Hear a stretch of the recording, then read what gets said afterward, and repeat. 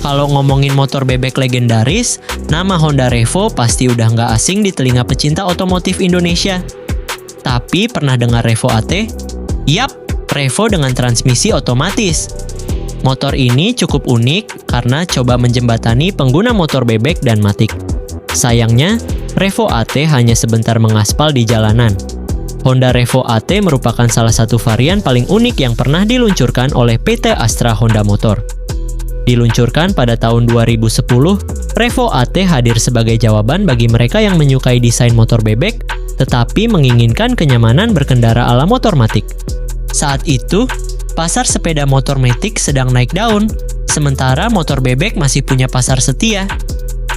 Nah, Revo AT mencoba menggabungkan keduanya. Tampilan dan rangka bebek, namun dengan sistem transmisi otomatis khas motor matic. Sayangnya, walau terdengar menarik di atas kertas, Revo AT tidak bertahan lama. Penjualannya kurang memuaskan dan hanya bertahan hingga tahun 2012 sebelum akhirnya disuntik mati secara diam-diam oleh AHM.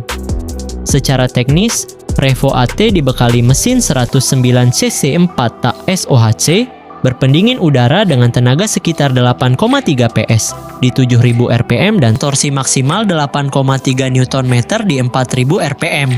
Yang paling mencolok tentu saja transmisinya. Bukan manual seperti bebek biasa, tapi menggunakan sistem VMATIC alias CVT seperti yang digunakan pada motor matic. Inilah yang membuat Revo AT terasa beda. Pengguna tidak perlu repot oper gigi, cukup gas dan jalan.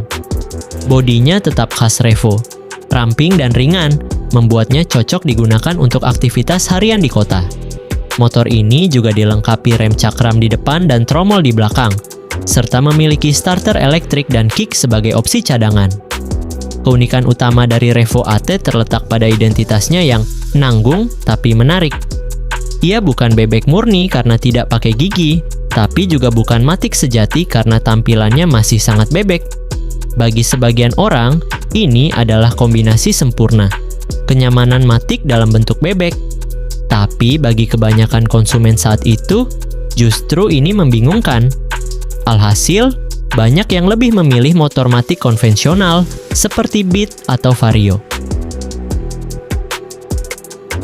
Hal lain yang membuatnya kurang diminati adalah harganya yang berada di tengah-tengah, lebih mahal dari bebek biasa, tapi tak sepopuler matic yang waktu itu sedang naik daun. Ditambah lagi, pemahaman masyarakat tentang sistem CVT di motor bebek masih minim, sehingga banyak yang ragu membeli. Meskipun gagal secara penjualan, Revo AT kini justru menjadi barang langka dan bernilai historis bagi pecinta otomotif. Karena produksinya hanya sebentar dan populasinya sangat terbatas, motor ini kini mulai dilirik kolektor atau penggemar motor unik. Bagi yang masih memilikinya, Revo AT bisa dibilang sebagai motor niche yang menyimpan cerita inovasi Honda dalam menjawab tren pasar. Namun perlu diingat, karena jumlahnya sedikit, suku cadang khusus seperti komponen CVT-nya mungkin sudah mulai langka di pasaran. Bagi pencinta motor yang suka beda dari yang lain, Revo AT jelas punya nilai tersendiri. Honda Revo AT adalah bukti bahwa dunia otomotif tak melulu soal sukses penjualan. Kadang, inovasi yang terlalu berani justru tidak diterima oleh pasar karena dianggap terlalu cepat atau belum siap. Tapi justru dari situ kita bisa belajar bahwa setiap kendaraan punya ceritanya masing-masing. Revo AT, si bebek rasa matic ini, mungkin tidak mendominasi jalanan seperti Beat atau Supra, tapi ia punya tempat tersendiri di hati mereka yang tahu keunikannya. Oke, sekian dulu video kali ini. Semoga bisa menambah wawasan dan pengetahuan kalian. Terima kasih sudah menonton dan sampai jumpa di konten selanjutnya.